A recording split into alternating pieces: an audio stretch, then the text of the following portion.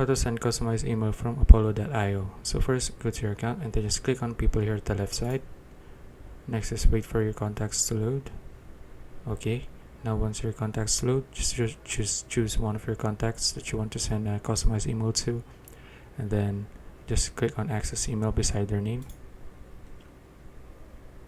Now once their email shows, just click on this drop down icon here and then click on send email.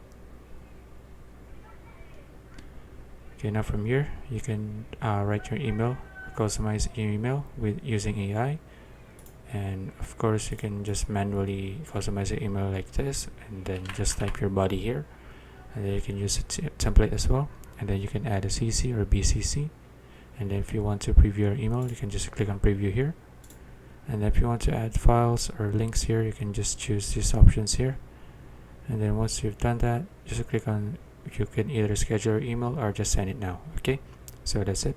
If you found this video useful, please like and subscribe for more videos like this. See you in the next one.